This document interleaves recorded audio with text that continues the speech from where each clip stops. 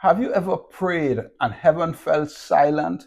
You fasted, you believed, you declared the word, yet instead of the battle stopping, it intensified. Sometimes the hardest battle we fight is not with our hands, but with our heart.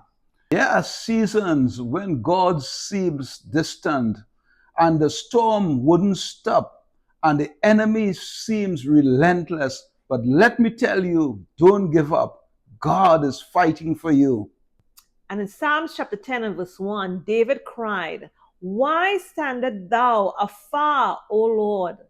And why hidest thyself in time of trouble?" Even David experienced moments when God felt distance. But God's silence does not mean abandonment. Sometimes God allows silence not to distance himself, but to allow us to draw closer to him. Silence can be an invitation for us to seek greater intimacy with God and to prepare us for what comes next. In prayer, the Lord revealed to me that sometimes the enemy releases his most venomous attacks and waits. He watches to see when the poison will take effect. He waits to see when you will fall. My God.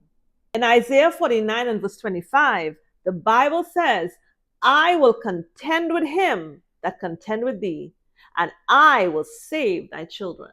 Now look at Paul in Acts chapter 28. After surviving a violent storm and shipwreck, he reaches land. And as the people gathered sticks for fire, a venomous viper fastened unto his hand. They expected swelling, they expected pain, and they expected death.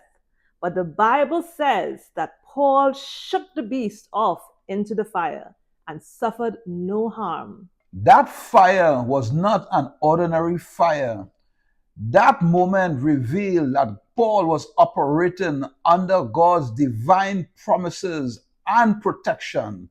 Deuteronomy 4:24 declares, "Thy God is a consuming fire." Let that consuming fire of God burn up every attack of the enemy and destroy every venom. His fire consumes every scheme formed against you. Now notice, Paul didn't wrestle with the snake, he didn't panic, and he didn't analyze the venom, but he shook it off into the fire. Some things in your life are not meant for you to wrestle with, but they are meant for you to shake it off into the presence of God and to be prepared for what comes